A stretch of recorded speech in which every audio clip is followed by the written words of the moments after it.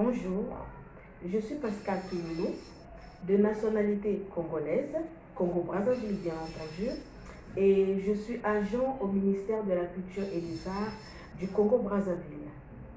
Actuellement en formation à Alexandrie, à l'Université Senghor, spécialité management des entreprises culturelles. Mais bien avant, j'ai décroché un diplôme d'art dramatique, spécialité réalisation scénique, et je suis donc metteuse en scène. Et c'est sur cette casquette que je veux vous entretenir aujourd'hui. Alors, dans notre entretien, je vais parler du théâtre en général et de la mise en scène en particulier. Alors, avant donc de rentrer dans le vif de notre sujet, j'ai le devoir de vous faire un petit historique sur le théâtre. Le théâtre, donc, a vu le jour en Grèce antique, vers le 4e siècle avant Jésus-Christ. Et c'est grâce aux cérémonies magico-religieuses rendues en hommage du dieu Dionysos, dieu du vin, dieu des vendanges, que le théâtre a vu le jour. Et le mot théâtre a deux origines. Une origine grecque, théatrum, et une origine latino-théatrum. Et ces deux mots veulent tout simplement dire lieu où l'on se donne en spectacle. Alors, concernant donc le théâtre africain, le théâtre africain a vu le jour dans les années 1930. C'est toujours vers, parce que nous n'avons toujours pas des périodes, sinon des dates aussi exactes pour parler donc de l'origine du théâtre. Toutefois, le théâtre africain tire ses origines dans le conte africain, d'où donc sa principale spécialité qui est donc l'oralité. Et le théâtre africain s'inspirait donc du quotidien des Africains, d'où l'appellation théâtre traditionnel africain.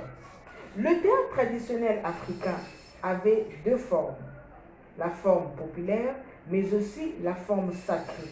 Parce que, tout simplement, par rapport à ces deux formes-là, il pouvait être représenté, le théâtre traditionnel africain, bien entendu. Il pouvait être donc représenté soit par rapport aux cérémonies magico-religieuses, comme avec le théâtre sur le plan mondial, mais aussi il pouvait être tiré en fonction des cérémonies qui se faisaient en portant des masques, etc., etc. Alors, ce théâtre traditionnel africain a bien entendu évolué avec l'influence de la colonisation. Et en évoluant, ce théâtre traditionnel africain est devenu bien entendu donc le théâtre moderne et pourquoi pas le théâtre contemporain africain.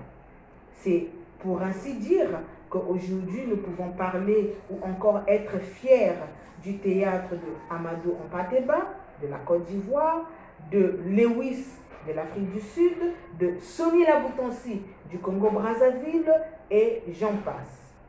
Alors, Anne Humbertschild, qui est une auteure de grande renommée, nous dit dans un de ses ouvrages qu'il ne peut pas avoir spectacle de théâtre sans pourtant qu'il y ait pièce de théâtre au préalable qui est mise en scène. D'où en quelque sorte l'importance de la mise en scène. Donc il n'y a pas spectacle de théâtre sans mise en scène. Qu'est-ce que nous pouvons dire de la mise en scène? Mais la mise en scène, c'est l'arrangement, c'est l'orchestration de tous les éléments scéniques. Et quand on parle des éléments scéniques, on fait allusion donc au jeu d'acteur, on fait allusion aux costumes, on fait allusion aux accessoires, à la régie lumière, à la régie son, au décor, etc., etc. Donc toute cette orchestration-là, tout cet agencement-là n'est tout autre que la mise en scène. Et donc cette mise en scène va aboutir à un spectacle de théâtre. Et donc moi, en tant que metteur en scène, quel est mon rôle? Sinon, je dirais, quelles sont les différentes étapes que je dois pouvoir suivre pour aboutir donc à un spectacle de théâtre? Il y a plusieurs étapes. Le metteur en scène commence son travail avant même que la mise en scène commence. Parce que le metteur en scène est censé lire, relire et bien comprendre une pièce de théâtre afin de ne pas trahir, autant pour moi, l'idée de l'auteur de la pièce de théâtre. Eh bien, quand le metteur en scène que je suis, je lis et relis ma pièce de théâtre, je finis par la choisir. Parce que le choix d'une pièce de théâtre ne devait pas être anodin. Mais en choisissant une pièce de théâtre, bien entendu, en lisant ne fût-ce que son résumé, on devait ressentir quelque chose pour que finalement le choix soit porté par telle pièce de théâtre et non telle autre pièce de théâtre. Donc, une fois que j'ai décidé de choisir ma pièce de théâtre, ce qui est donc la première étape, eh bien, je passe à l'audition des acteurs. L'audition des acteurs, c'est cette deuxième étape qui me permet, moi, d'attribuer des petits rôles afin d'écouter, mais aussi de voir les acteurs qui sont censés jouer dans ma future pièce de théâtre que je vais mettre en scène. Et donc, après cette audition-là, j'ai aussi de l'autre côté des techniciens. Ça peut être des décorateurs, des costumiers, des accessoiristes, des régisseurs, j'en passe. Une fois que toute mon équipe est constituée, à ce moment-là, je passe aux choses les plus sérieuses, c'est-à-dire la troisième étape. La troisième étape de ma mise en scène n'est tout autre que le travail de table.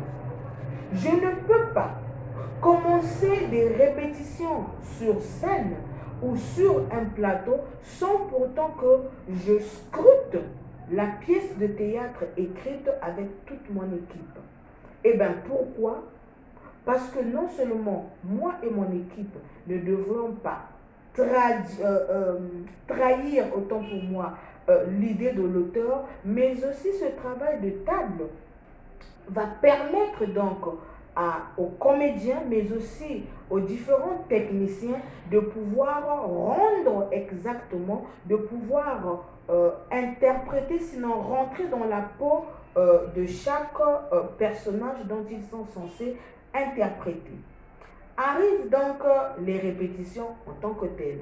Quatrième étape, ce sont des répétitions au cours desquelles nous avons le metteur en scène que je suis, va devoir diriger scrupuleusement les différents comédiens de la pièce de théâtre, les diriger en fonction des émotions, en fonction des déplacements, mais aussi en fonction des gestes, sinon des actions. Alors, après cette quatrième étape, arrive donc une étape aussi importante où interviennent donc tous les techniciens qui au préalable ont travaillé de leur côté et ramènent donc leurs différents éléments scéniques. Donc, qui du costumier qui vient nous proposer les costumes, qui du décorateur qui vient nous proposer le décor, ainsi de suite. Et au cours de cette étape, les acteurs sont censés jouer, sinon répéter, en s'acclimatant, autant pour moi, de différents éléments scéniques. Donc, en jouant et en harmonisant son jeu d'acteur avec les costumes, avec le décor, avec la lumière, mais aussi avec la musique, s'il y en a. Après cette étape, s'ensuit donc pratiquement la chute, sinon la fin de nos différentes étapes, où pour certains metteurs en scène diront qu'après cette étape arrive finalement la grande première. La grande première est ce spectacle pour la première fois qui est joué devant son public. Mais moi, généralement, je ne passe pas pieds joints de mes répétitions générales à ma grande première. J'aime bien avoir un recul en fonction du travail que j'ai eu à faire dans mon laboratoire pendant 2, 3, 4, 5 et pourquoi pas 6 mois de création avec toute mon équipe. Et donc, je prévois très souvent un spectacle critique que je présente aux sachants du théâtre, que je présente aussi aux critiques du théâtre et pourquoi pas aux journalistes.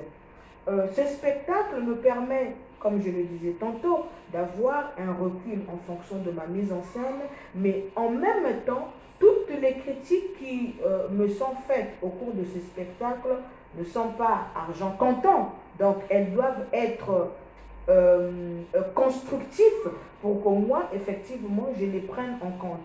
Et donc, après cette étape qui est, je peux dire, ma façon à moi de faire, nous passons donc à la grande première.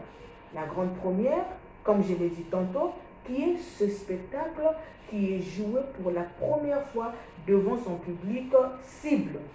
Et donc, voilà en quelques mots, sinon en quelques phrases, ce que je pouvais dire pour vous, de ce que je pouvais vous dire, autant pour moi, sur le théâtre en général et la mise en scène en particulier. Bye bye.